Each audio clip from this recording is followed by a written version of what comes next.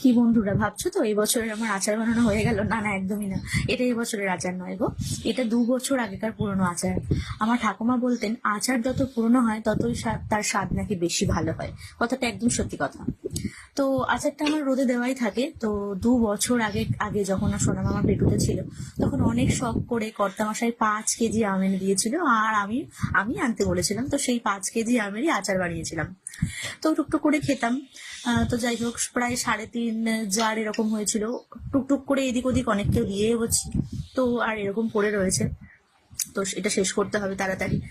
তো ঢাকনাটা দেখে তোমরা ভেবো না যে এটা পুরনো।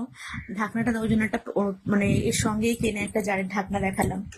তো যাই হোক, তো চলো একটু আচারটা খেয়ে নেওয়া যাক। সকালবেলা চাউমিন খেয়েছিলাম, তো একটুখানি কেমন কেমন লাগছিল। তো একটু ভাবলাম আচারটা খেয়ে একটুখানি মুখ শুদ্ধি বলতে পারো। তো চলো, তোমরা কি কি আচার খেতে ভালোবাসো? এখনকার মতো